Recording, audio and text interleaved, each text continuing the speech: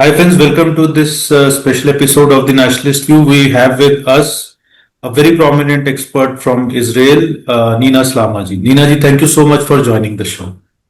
And Thank you. Nina ji is associated with Reichman University. Her PhD has been on India. She has been a very prominent voice in the field of geopolitics, and her writings have appeared widely. And we are going to have a conversation with her on the current state of affairs in what is being called Middle East by the Western world and what is being known as West Asia by people in this part of the world. But broadly, we are going to talk about Iran war, what is the status right now, and we are going to dive a little bit more deep into issues beyond the headlines.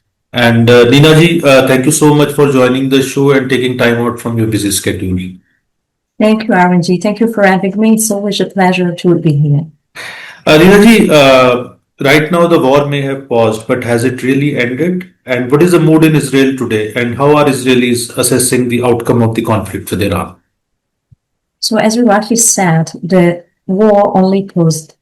And we are very alarmed and very cautious when it comes to the current negotiations that are taking place between the U.S. and Iran. We keep an open eye in different fronts that we had to fight in West Asia, because for the past almost 3 years, we've been confronted and threatened and attacked by state and non-state actors that are aided by Iran. And I will explain. We have, of course, the different proxies of Iran that are operating in West Asia, namely Hezbollah, the Houthis in Yemen, the Shia militias in Iraq and Syria, and of course Iran that launched not only ballistic missiles but all other projectiles toward Israel, and is posing not a perceived threat, but an actual and existential threat to Israel. So for now, we are very cautious and monitoring what are the different dynamics and what will be the different implications of the diplomatic track and negotiations that are taking place right now between not only the US and Iran, but also other actors such as Pakistan, Qatar, and other countries that are being part of the negotiations. Israel is not part of these negotiations, and we are still fighting, although there is a ceasefire in Lebanon against Hezbollah, while trying to develop and to promote peace negotiations with the government of Lebanon. Nina ji, if we look at, there has been a prolonged conflict. Earlier, Israel had, with Hamas, and then of course it went after, Hezbollah also. And but when we look at, this whole conflict, because America entered much later in this war on February 28th this year, but Israel has been fighting this war for, quite long now, for at least almost like basically more than 3 years.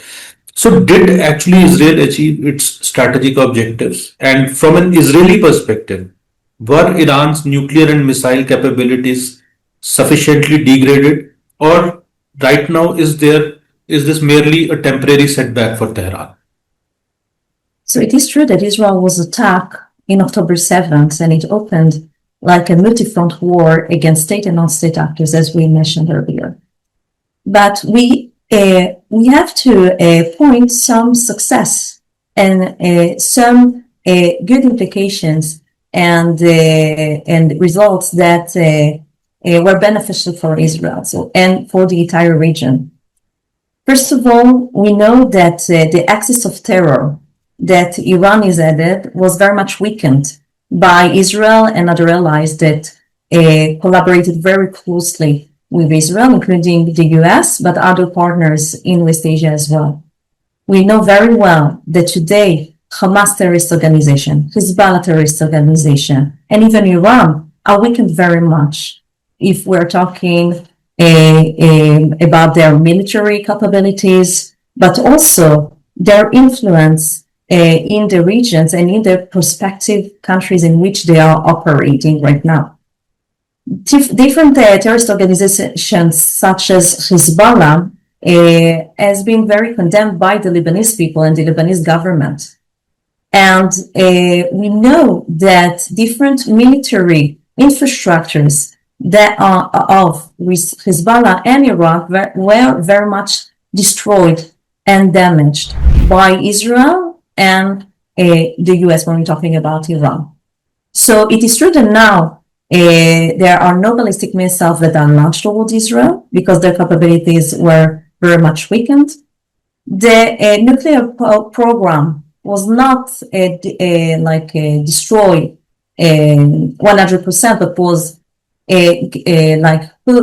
was pulled back many years. Was very much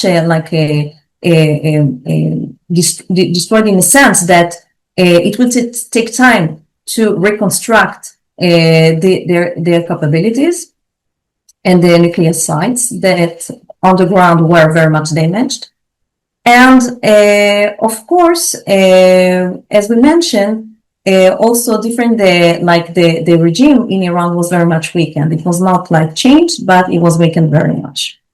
Now, Iran saw these different developments and decided to go and promote a diplomatic option that will reconstruct the country and will allow them to have some leverage in the region against Israel, but also when it comes to the closure of the opening of the Strait of Hormuz.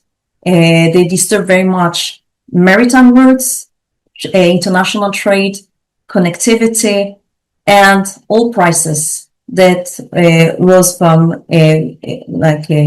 disturb very much different economies around the world. Now, the US saw it, and as you know, the US is a superpower. And as a superpower, their interests are very broad and very international and includes many actors around the world. So there are some people that say that the US deteriorated their relations with Israel because they are now conducting direct negotiations or direct talks with Iran. But it is not the case. The US is a strong and strategic partner of Israel. Israel is thankful for the US for supporting, not only supporting, but also combating together with Israel in order to stabilize the region and Israel's national security.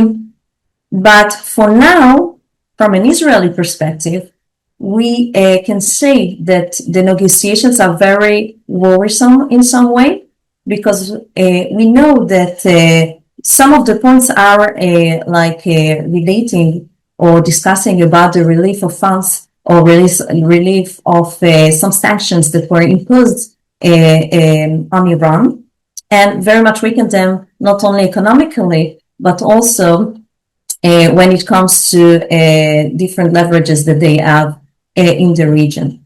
So we are very worried about the relief of these funds, because this money will not be allocated to civilian infrastructures. We know that they will try to reconstruct their military capabilities and even their nuclear aspirations. But we also believe that there are other partners and other countries in West Asia that are very worried about these developments, naming only Bahrain, the UAE, and Kuwait, that are very worried about these developments. They are not very vocal because they would like to see how things will evolve and develop. But we know that these countries are very pragmatic in a way. And even if they don't support directly Israel, they have their own interests that they have to maintain. So, many commentators of late have been saying, especially the way things have been reported, that US President Donald Trump, he was upset with Prime Minister Benjamin Netanyahu for continuing the attacks in Lebanon. And then there have been multiple reports, and then David Vance have also made a couple of remarks. So there is a general perception in the which is growing, that there is a gap between US and Israel as far as Iran is concerned, and this gap seems to be growing day by day. This is a perception. So I want you to basically, and this perception has also emerged from an assumption that while the US appears to be focusing more on regional stability, and Israel is more focused on the elimination of the threat to its existence, or what we may call the existential threat for Israel. So, how significant is this divergence? So first of all, it is very complex, right? Because on one hand, we have the US that is a strong partner of Israel, that, as we said, have broader interests when it comes to regional stability, economic relief, connectivity, and so on. And on the other hand, we have Israel that has to take care of its own national security. And Prime Minister Netanyahu said time and again that Israel is, first of all, not part of these negotiations, that also we know that Iran is trying to link and to connect the Lebanese front or the Lebanese situation to the current negotiations that are taking place with the US and other countries, while Israel would like to differentiate between them and try to relieve some pressure that is posed not only on Israel but also on the US when it comes to any advancement in the negotiations with Iran. Now, we have to understand that the Lebanese government is very much vocal about Hezbollah and would like to weaken their military capabilities and their other political and influence in the country, because they see them as an actor that is destabilizing the country when it comes to security, economy, and societal issues. So Israel is still trying to conduct peace talks with the Lebanese government, and on the other hand, to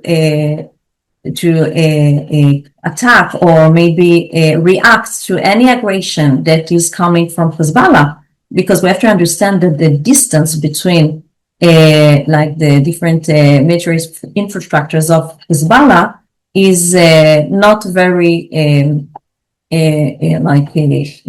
is very like the distance is very short when it comes to different cities in the northern border of Israel. And although there is a ceasefire, Hezbollah terrorists are still attacking military and civilian infrastructures in the northern part of Israel, and Israel cannot remain silent when it's being attacked. And I believe that every country in the world will do the same, even if there are very important negotiations that are taking place, whether it is with Iran or with the Lebanese government. So for now, Israel is trying to figure out, together with the Lebanese government, how to deter Hezbollah, and even see how maybe the Lebanese army will come instead of Hezbollah terrorists in the southern part of Lebanon, in order to stabilize this region. So, no, there is a question associated to your answer that as the attention has turned to Lebanon, and Lebanon seems to be appearing as a major flashpoint in the current conflict. So, do you think that the center of gravity after the ceasefire talks have begun? So, the center of gravity has shifted from Iran to Hezbollah for the time being. And as this attention has been turned to Lebanon, from where Hezbollah is operating, so what are Israel's principal security concerns? And do you think that just like the Strait of Hormuz had become a major flashpoint, so the next flashpoint could be basically the northern front? So the northern front was always a central point since the beginning of the war, because Hezbollah attacked Israel on October 8th, 2023, right after Hamas terrorist organization attacked Israel in the October 7th. So it's been a flashpoint for many years as we all know, there have been many clashes between Israel and Hezbollah throughout the years, and even two wars, like what we call the first Lebanese wars in the 80s and the second Lebanese war in 2006. And Hezbollah is a very important proxy of Iran when it comes to deteriorating or threatening the national security of Israel. So one of the reasons why Iran is trying to connect between the current negotiations with the U.S. and the developments that are occurring in Lebanon, and conditioning some of the developments in the negotiations to kind of of Israel, like reaction to different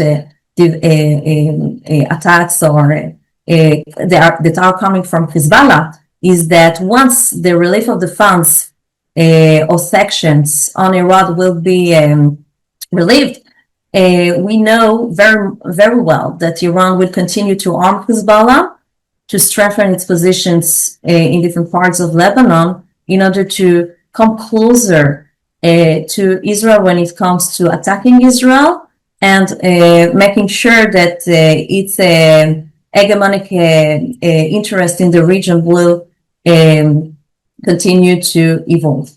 So for now, we are very worried not only about these fronts, but we are keeping an open eye in all different fronts.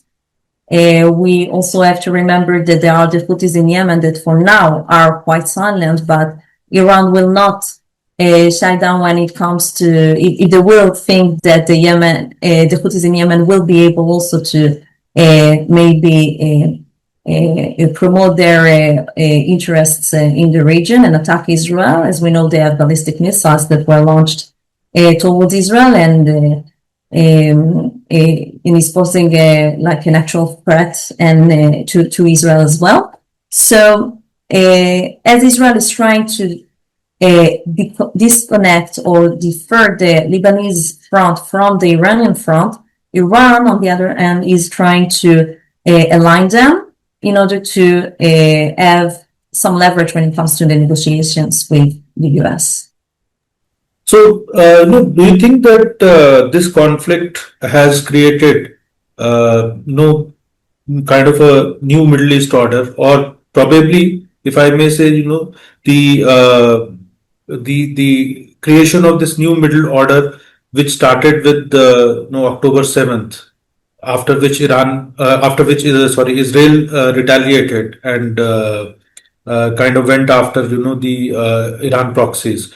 So the Iran war has actually now this direct war with Iran. It has actually expedited the emergence of this new power structure in Middle East. Do you see there is a new Middle East order? And if so, then who are the key players in this Middle East order? And how are you looking at it from Israel's perspective? Who are Israel's allies? And who are Israel's adversaries? But do you see a significant tectonic shift in the Middle East order?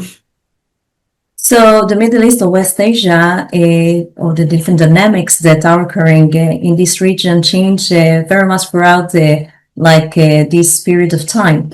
We see that there are many countries that are coming together and forming coalitions, forming them, and this forming them and this engage them and change, like the different dynamics and the different coalitions that are operating in West Asia are changing constantly. This is what we see today. In the past, we saw that there were some powerful countries and even superpowers that set the tone in the region. Today, we see that in order to promote different negotiations or talks between different parties, there are competitive or competition between different coalitions of countries. And today, what is interesting is that these coalitions change constantly. We see that there is a coalition of, on the one hand, of Iran together with Pakistan, Qatar, Turkey from time to time, and the US that is trying to figure out how to stabilize the region. On the other hand, there are the Gulf countries that they have their own interest and try to figure out how to maybe have a kind of dialogue with different countries in the region. We have also Israel that has a good relations with the U.S., but also with the Gulf countries. So we see that there are many countries that are coming together and trying to figure out how to stabilize the region. There are all other countries that maybe they are operating behind the curtains because they would not like to be involved directly with the current developments in the region, and are also influence very much the different developments when it comes, of course, to oil prices or maritime routes, connectivity, and things that are related to them as well. And we also see on the other end that Russia is not such a powerful or does not have the influence it used to have in the past because of different reasons, including the Ukrainian crisis. But it's interesting to see how declarations of different leaders change constantly. In the morning, we can hear some declarations. The other morning or even in the evening, we hear a totally different statements. And we see that what is constant is the change. Like the change became constant, not only in the West Asia, but also in the entire world. So we have to monitor things to try to figure out how things develop in a short time of period. And I think that we will see more and more minilaterals or mini coalitions of countries that come together, competing one with another, and different countries that can be part of different coalitions as well. So we see that it is a multipolar region that is forging, and yes, I think that what is constant today is change. My last question is now, you have been tracking several conflicts and you are an very experienced geopolitics expert. So right now there is a temporary truce. And right now, the hostilities are right now not there, and people are hoping that this truce will last. Though if you ask me personally, I am not very optimistic about it. And but looking ahead, if for our viewers, if you can give us a perspective that what should the world watch for over the next 6 to 12 months, and what developments would indicate that this crisis is truly de-escalating, and what signs would suggest a return to confrontation? So you give a perspective of 6 to 12 months, but we don't know exactly what will happen tomorrow, right? But to be honest, I think that many countries today, their most important interest is to stabilize the region and seek to any solution that can bring to stabilization, but also trying to figure out what are the different interests of the different countries, and to promote to make everything in their power to maintain this truce for a permanent, maybe a agreement or permanent. This truce will become permanent without any confrontation. The only thing is that this region is very combustible, and it seems that now there are some actors, such as Iran, that would like very much to change the current order in the region in order to not only reconstruct its capabilities, but to continue its hegemonic aspirations in the region. They're trying to rehabilitate not only their capabilities, but also the capabilities of their proxies. And it's true that normally we are all very optimistic, and we try to remain optimistic, but I think that frictions and maybe like cautious. We all have to be very cautious, monitor everything, and still be very in a maybe in a constant state of emergency, because we don't know what exactly will happen shortly. So I believe that we will. Many countries are trying to do their best to stabilize the region for many real reasons and interests, including economic ones. But as long as we have disturbance powers and components such as Iran that are trying constantly to destabilize the region, it will be very difficult to promote like a peace or a more like a stalemate, a more important stalemate in the region. So, Tom, we will see how things will develop.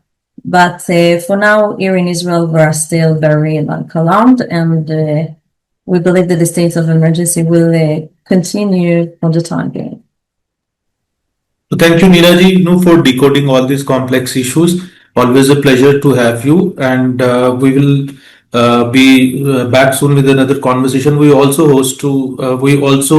intend to and look forward to hosting Neeraji back on the show very soon again. She has come to our show several times, and she always takes time out from her busy schedule, and we are grateful for this to her, and also our viewers. They always look forward to having this conversation whenever we have you on the show. So thank you so much once again, and thank you viewers for watching. We'll be back soon with another conversation soon. Thank you.